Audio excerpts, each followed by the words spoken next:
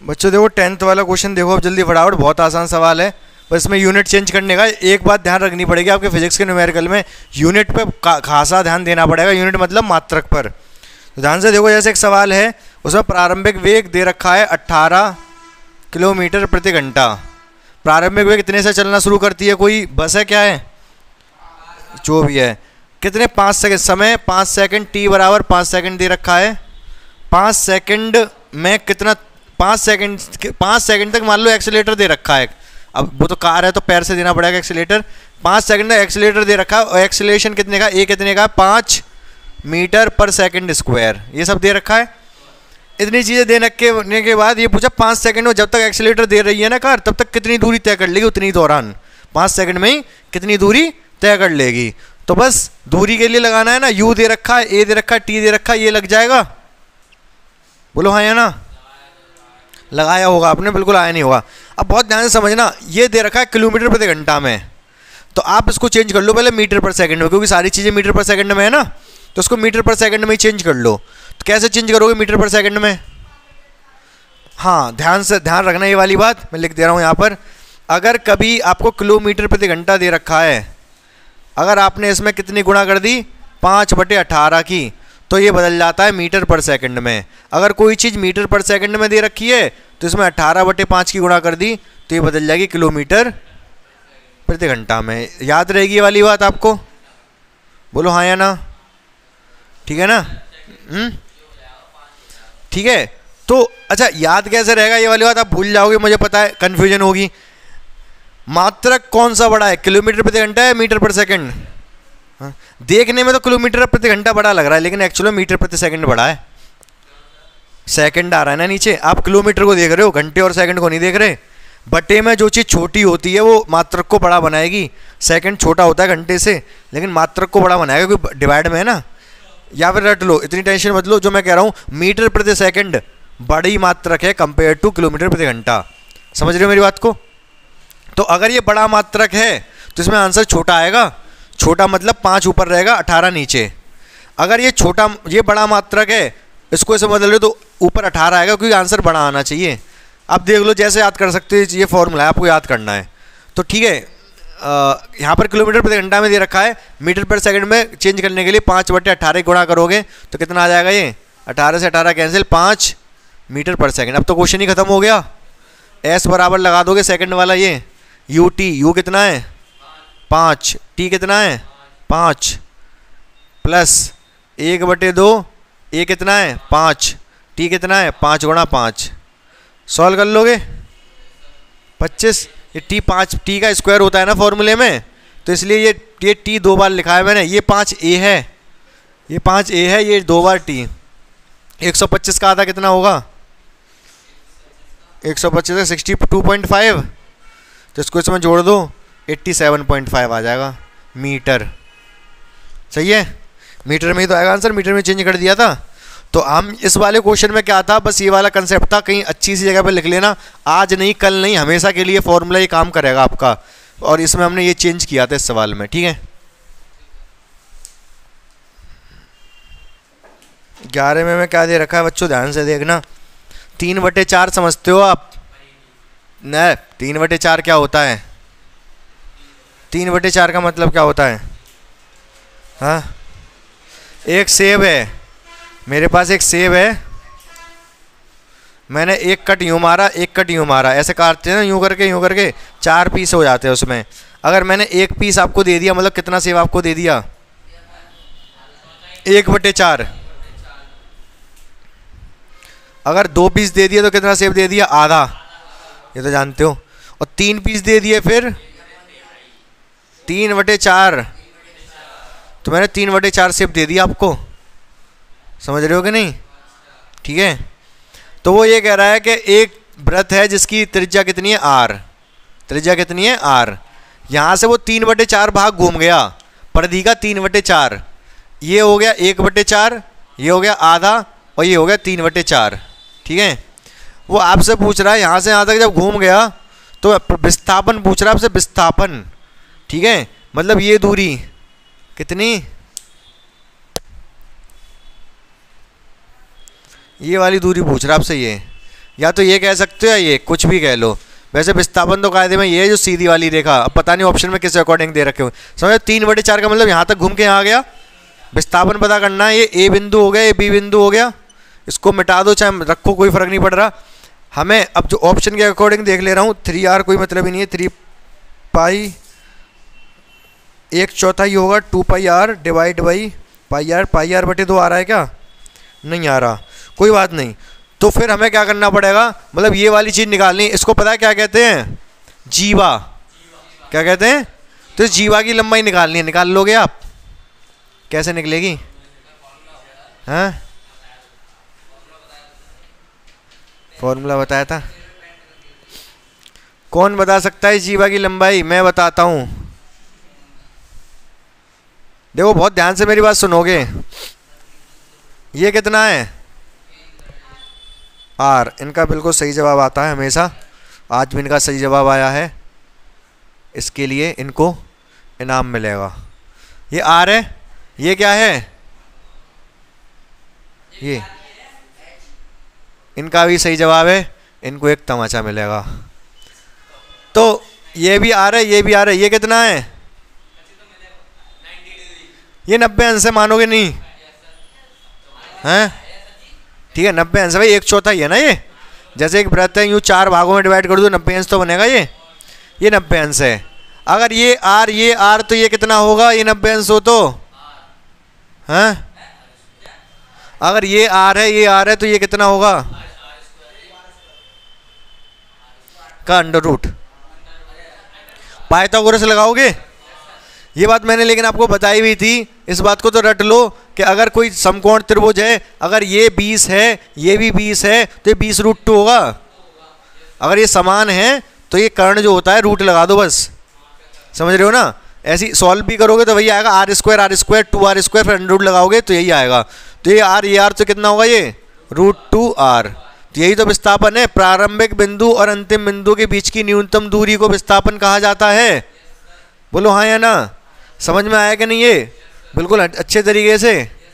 तो ये √2r answer हो गया। समझ, अच्छा सवाल था लेकिन ये, ठीक है, क्लियर है? ये 12वां सवाल भी पूछ रहे हो क्या? देखो बच्चों, अगला सवाल बहुत आसान है वैसे 12वां, आप लोग लेकिन दिमाग लगाना ही नहीं चाहते हो। क्या किया जा सकता है? एक सुई है, सेकंड की सुई है, काहे की सुई है? ये घड़ी की सेकंड की सुई है भाई।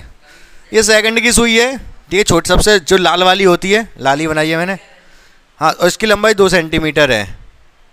सही बात है। ये नोक है इसकी, यहाँ से अगर यूँ चल रही है, यूँ करके चलेगी ये सुई,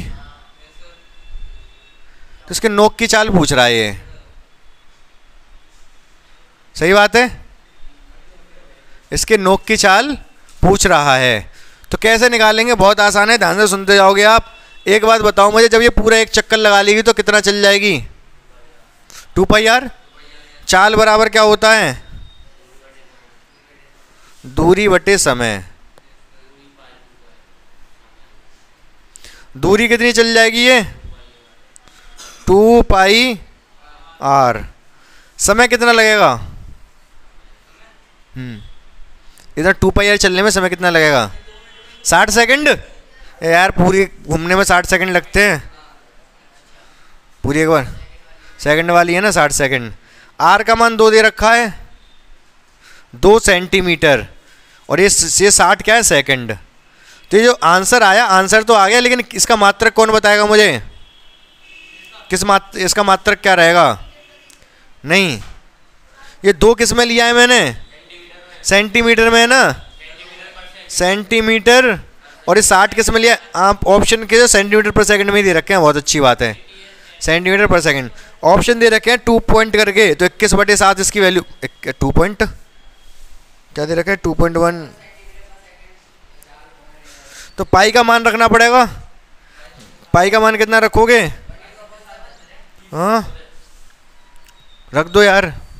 कितना आ गया? 4 पाई आ गया बटे 60 आ गया, 15 बार कट जाएगा, ये पाई बटे 15 आ जाएगा। पाई का मान रख दो 3.14 बटे 15। पॉइंट लगाओगे, एक 0 पॉइंट आगे खिसक जाएगा, यहाँ खिसक जाएगा पॉइंट लगाते ही। 15 का 2 बार जाएगा, ये कितना बचेगा, 1 बचेगा, फिर 0 0 1 21.21 दे रखा होगा, अब 0.21 सही है। ये देखो ऐसे ऐसे था ये। अब इसको सॉल्व करना है, कैसे करोगे आप, पॉइंट हटा के 2 0 बढ़ा लो, मैं तो कह रहा हूँ सही है। इसमें दिक्कत आएगी लेकिन फालतू 1500 और हो गया ये, इसको रहने दो। पॉइंट था ये, अब जा तो 15 से 3 में भाग जाएगा। हाँ अरे पाई का मान कहाँ से क्या आ गया, ये 4 पाई हो गया ना। हाँ अरे अब 4 से 60 कट गया 15 बार। कहाँ ध्यान है तुम्हारा, तेरा ध्यान किधर है, सवाल का सॉल्यूशन इधर है। तो पाई बटे 15, पाई का मान ये रख दिया, ठीक है। तो अब मैं पॉइंट अभी 15 से 3 में भाग तो जाएगा नहीं, अगर आगे जाऊंगा तो पॉइंट मिलेगा, तो इसलिए पॉइंट लगा दो। अब 31 में भाग दे सकते हो आप। हाँ और क्या, अब भाई पॉइंट, अब 3 में तो जा नहीं रहा, पॉइंट आ गया तो पॉइंट ही लगेगा फिर तो, सही बात है कि नहीं। 15 से 31 में 2 बार चला जाएगा, 1 बचेगा, फिर 0 बार जाएगा वैसे तो, क्योंकि 14 बचेगा फिर, लेकिन लगभग 1 मान लो, 15 ही तो है, तो 0.21। हाँ सेंटीमीटर पर सेकंड, समझ गए नहीं समझ गए, आगे देखो फटाफट। अब बच्चों ध्यान से देखो, एक ट्रेन वाला क्वेश्चन आ सकता है पेपर में, जैसे 15वां, बहुत आसान होता है क्वेश्चन, छोटा सा कंसेप्ट होता है, सीख लो उसको ध्यान से। तो होता क्या है इसमें, जब कोई ट्रेन किसी प्लेटफॉर्म को पार करती है ना, अच्छा प्लेटफॉर्म को तो छोड़ो, देखो सीधा सीधा फॉर्मूला लगेगा इसमें, चाल बराबर दूरी बटे समय फॉर्मूला लगेगा, ठीक है। अगर कोई ट्रेन है, ये एक आदमी खड़ा है, ये ट्रेन जा रही है, तो ट्रेन को आदमी को पार करने में कितना समय लगेगा, कितनी दूरी तय करनी पड़ेगी। एक आदमी खड़े होकर देख रहा है ट्रेन को आदमी को पार करने में समय निकालने के लिए चाल बराबर दूरी बटे समय फॉर्मूला लगेगा। दूरी कितनी तय करेगी ये ट्रेन, नहीं आई बात समझ, मैं समझाता हूँ, ध्यान से सुनना मेरी बात को। मैं ये कह रहा हूँ कि एक ट्रेन है जिसकी की चाल है कितनी, इसकी चाल है 54 किलोमीटर प्रति घंटा। ध्यान से समझना मेरी बात को। इस ट्रेन की लंबाई है 100 मीटर, कितनी, 100 मीटर लंबी है, इतनी चाल से चल रही है ये। तो एक कोई खंबा मान लो या कोई आदमी मान लो, एक खंबा खड़ा है, तो इस खंबे को पार करने में ट्रेन को कितना समय लगेगा, कैसे निकलेगा। मैंने क्या दूरी, ट्रेन की लंबाई दी है आपको और ट्रेन की चाल दी है, तो आदमी को पार करने के लिए ट्रेन को अपनी लंबाई के बराबर दूरी तय करनी पड़ेगी। ट्रेन जब पार करेगी, पार करने का मतलब अपनी लंबाई के बराबर दूरी तो चलेगी। समझ पा रहे हो कि नहीं भाई। ट्रेन यहाँ पर जब जैसे यहाँ पे खड़ा है, अब ट्रेन यहाँ पर है, अब इसको पार करना शुरू करेगी, क्रॉस करना शुरू करेगी यहाँ से। अब ट्रेन चलती जाएगी चलती जाएगी चलती जाएगी चलती जाएगी, और वहाँ पे क्रॉस कर दिया पोल को या फिर खंबे को या आदमी को, तो इसको कितना चलना पड़ा, अपनी लंबाई के बराबर चलना पड़ा। ये खंबा तो छोटा सा है भाई, पतला सा, तो पार करने का मतलब अपनी लंबाई के बराबर चलना पड़ता है। बात समझ रहे हो मेरी। तो बस सवाल कर लोगे इसको। लेकिन ट्रेन वाले जब भी सवाल आएंगे तो स्पीड आपको दे रखी होगी किलोमीटर प्रति घंटा में, ठीक है। आपको इसको चेंज करना पड़ेगा मीटर पर सेकंड में, क्योंकि बाकी सारे मीटर में दे रखे होंगे। तो 54, अगर इसकी एस की बात करें, 54 किलोमीटर प्रति घंटा है ना ये, इसमें गुणा कर दोगे कितने से, 5/18 से, 3 बार जाएगा, क्या जाएगा 15 मीटर पर सेकंड। इसकी स्पीड कितनी है, 15 मीटर पर सेकंड। तो समय बराबर क्या होता है, दूरी बटे चाल। स्पीड लिख लो चाहे कुछ भी लिख लो, स्पीड, दूरी कितनी है 100, स्पीड कितनी है 15, 5 से जाएगा ये 3 बार, ये 20 बार, 6.66 सेकंड आंसर आ जाएगा। समझ पाए या नहीं। इसी तरीके से अब जब ट्रेन प्लेटफॉर्म को पार करेगी, तो प्लेटफॉर्म को पार करने के लिए कितनी दूरी तय करनी पड़ेगी। ये कोई प्लेटफॉर्म है, ठीक है। अब ट्रेन इस पर रुकेगी नहीं, ये छोटा स्टेशन है, ट्रेन रुकेगी नहीं, ट्रेन आएगी सीधी चलती चली जाएगी। तो ट्रेन को प्लेटफॉर्म को पार करने में कितनी दूरी तय करनी पड़ेगी, प्लेटफॉर्म की लंबाई प्लस खुद की लंबाई। ट्रेन जब यहाँ पर होगी इस जगह पर, तब प्लेटफॉर्म पे चालू घुसना शुरू हो गई, ठीक है। जब यहाँ पे होगी तब पार कर जाएगी। तो इसको कितना पार करना पड़ा, एक तो प्लेटफॉर्म पार करना पड़ा, प्लस अपनी लंबाई के बराबर भी दूरी चलनी पड़ी। समझ पा रहे हो नहीं समझ पा रहे मेरी बात को? हाँ थोड़ा थोड़ा। तो बस 15वां सवाल हो जाएगा। 100 मीटर लंबी ट्रेन दे रखी है। 15वें सवाल में भाई साहब क्या दे रखा है? 15वें सवाल में जो ट्रेन की लंबाई दे रखी है L कितनी है? 100 मीटर। प्लेटफॉर्म की जो लंबाई दे रखी है वो कितनी दे रखी है? 600 मीटर। ध्यान से देख लेना इस सवाल को, मैं ट्रेन वाला और कोई सवाल नहीं बताऊंगा, बस यही है। और क्या दे रखा है? ट्रेन की स्पीड कितनी दे रखी है? 300 किलोमीटर प्रति घंटा। भाई कौन सी ट्रेन है ये? ये तो मुझे बुलेट ट्रेन लग रही है। शताब्दी कहाँ चलती है? शताब्दी 140-50 300 की स्पीड से चल रही है ये ट्रेन।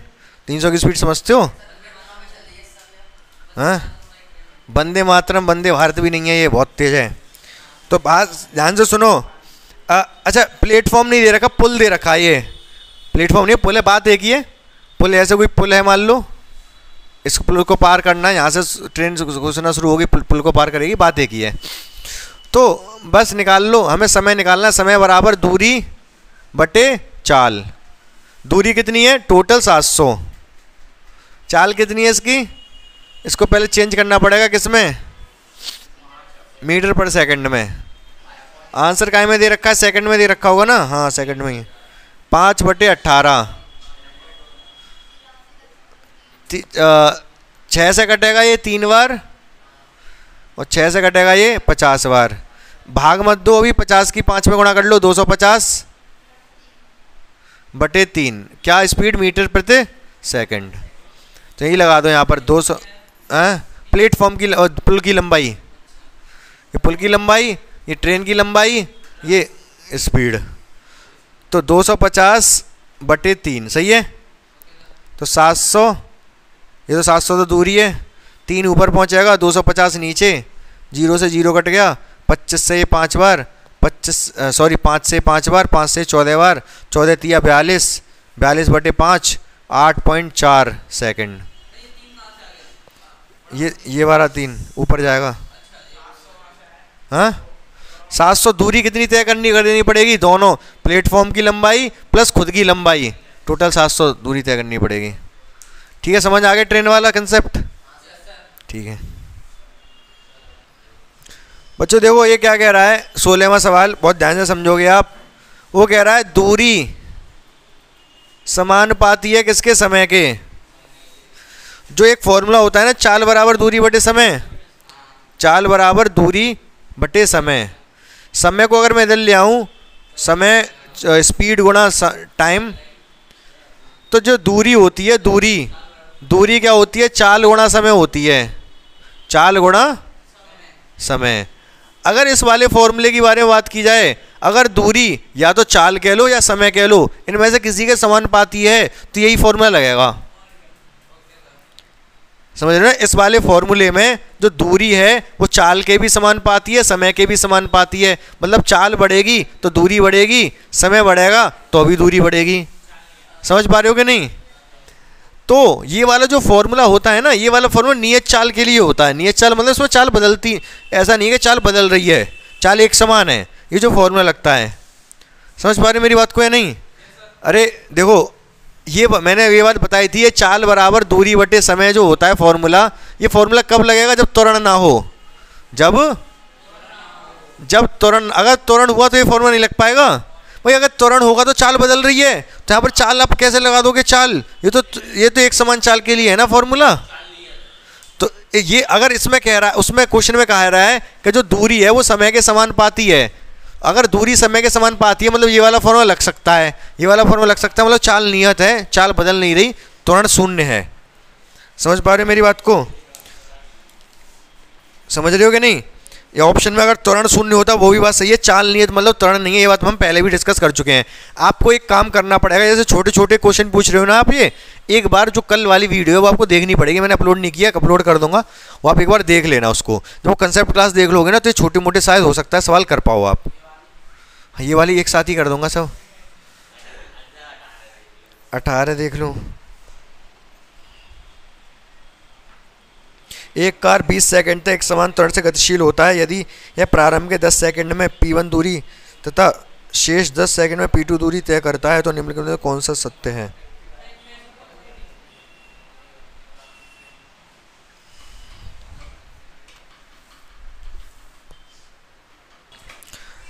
देखो बच्चों, नेक्स्ट कौन सा क्वेश्चन है? 18। तो 18वें क्वेश्चन में क्या दे रखा है? एक वस्तु है, एक समान त्वरण से गतिशील है, त्वरण बराबर है, त्वरण चेंज नहीं होगा। और मैंने बताया भी था, आपका जो सिलेबस है उसमें एक समान त्वरण जो होता है वही आपको पढ़ना है। ऐसा नहीं हो सकता असमान त्वरण आपके सिलेबस में ही नहीं है, ऐसा क्वेश्चन पूछा भी नहीं जाएगा। बहुत ध्यान से मेरी बात सुनोगे सभी बच्चे। एक समान त्वरण से गतिशील है, 20 सेकंड तक कोई वस्तु चलती है। कितने सेकंड तक? 20 सेकंड तक कोई वस्तु चल रही है आपकी, ठीक है। ये पहले 10 सेकंड हो गए, ये बाद के 10 सेकंड हो गए, सही है। मान लो उसका प्रारंभिक वेग u बराबर 0 है, ठीक है। फिर वेग बढ़ता चला जाएगा, यहाँ पर कुछ वेग होगा, यहाँ v1 मान ले रहा हूँ, यहाँ v2 मान ले रहा हूँ। वैसे ज़रूरत नहीं है इनकी, बताने के लिए बता दे रहा हूँ भाई। स्टार्टिंग से 0 शुरू होगा। अब एक नियत वेग a है तो वेग यहाँ पे बढ़ जाएगा कुछ, फिर और बढ़ जाएगा, सही बात है कि नहीं? अब बहुत ध्यान से समझना, वो हमसे ये कह रहा है कि यहाँ पर जो दूरी चली गई है पहली वाले 10 सेकंड में P1 है और बाद के 10 सेकंड में दूरी चली गई है P2 है, ठीक है।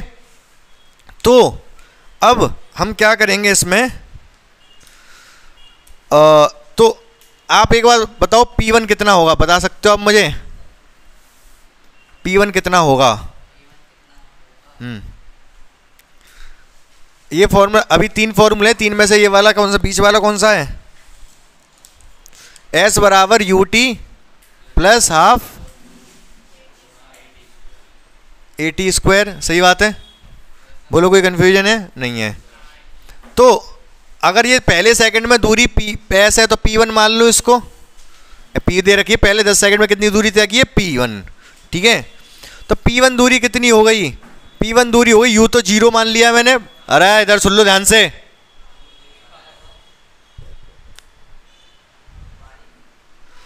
P1 u कितना है? 0, ठीक है। 1/2 a, पता नहीं, हमको a ही रख ले रहा हूं। t कितना है? 10 सेकंड। बोलो समझ में आया क्या? भाई 0, u को 0 माना है ना, 0 गुणा कुछ भी 0 होता है, हटा ही दिया मैंने, लिया ही नहीं है, ये पूरा 0 है, ठीक है। P1 मतलब उसने क्वेश्चन में कहा है कि ये वाली दूरी P1 है और ये वाली दूरी P2 है। पहले 10 सेकंड में P1 दूरी तय की है, दूसरे 10 सेकंड में P2 दूरी तय की है। और P1 और P2 में ही रिलेशन पूछ रहा है वो कि P1 P2 में क्या संबंध है। तो मैं P1 निकाल रहा हूँ, तो 2 से कटेगा ये 5 बार, 50a आ गया। क्या ये समझ आया कि नहीं? तो पहले 10 सेकंड में जो दूरी तय की है वो 50a की है, ए हमें पता नहीं तो एक ही टर्म में ही लिख दिया। अब मुझे एक बात बताओ, मैं यहीं से P1 प्लस P2, 20 सेकंड में कितनी दूरी तय की उसने? P1 plus P2।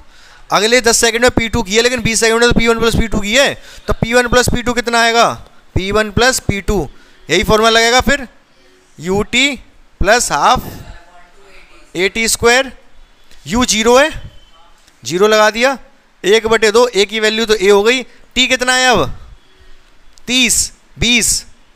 भाई अब तो 20 हो गया ना पूरे के लिए, 20 गुणा 20, तो कितने बार कटेगा ये? कितना आया? 200a। समझे बात को? कितना आ गया? 200a आ गया।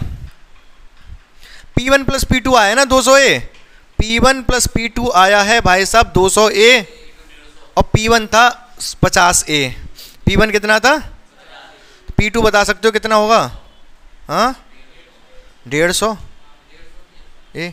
P1 P2 में क्या संबंध आया है? क्यों संबंध नहीं है? P1 P2 में क्या संबंध है? P2 को मैं लिख सकता हूं, क्या लिख सकता हूं? P2 150 है ना, 3 गुणा 50 लिख सकता हूं क्या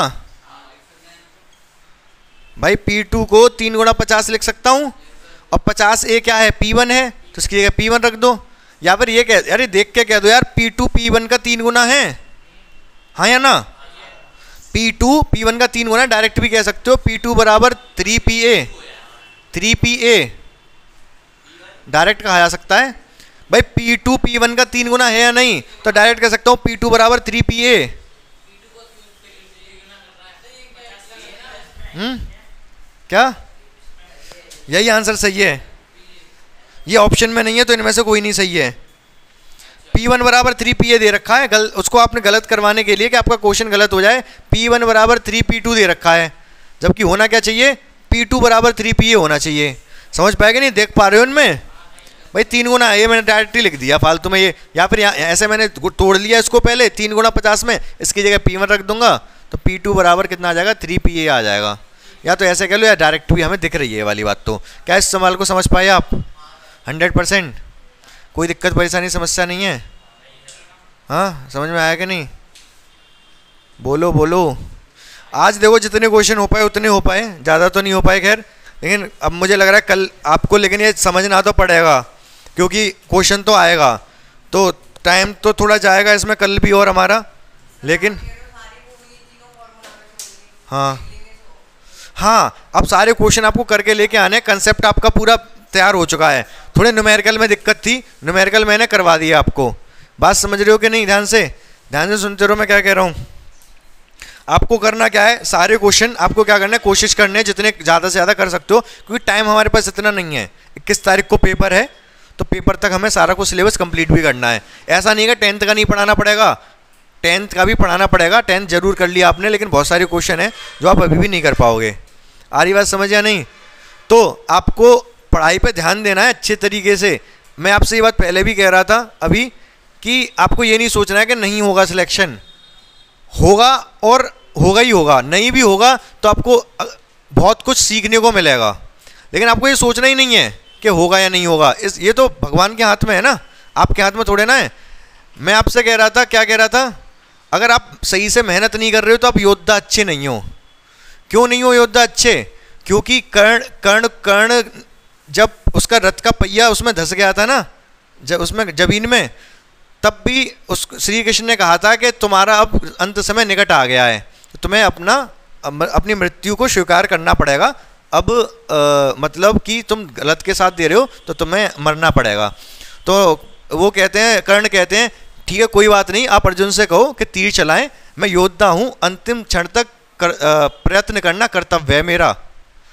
मतलब वो ये कह रहा है कि मरना है ठीक है, लेकिन ये नहीं कि मैं ऐसे ही ठीक है मर गया, मैं अपना रथ का पहिया निकालने की कोशिश करता रहूँगा, चाहे फिर मुझ पे आप उसी टाइम पर तीर क्यों ना चला लो। तो ऐसे ये आपका कर्तव्य है कि लास्ट टाइम तक आप प्रयत्न करो, कोशिश करो। होगा नहीं होगा वो आपके हाथ में नहीं है, लेकिन आप अगर अच्छी योद्धा हो तो आपको लास्ट टाइम तक कोशिश तो करनी पड़ेगी, नहीं तो आप योद्धा बेकार कहलाए जाओगे, बेकार इंसान कहलाए जाओगे, पहले ही दम तोड़ दिया। समझ रहे हो कि नहीं?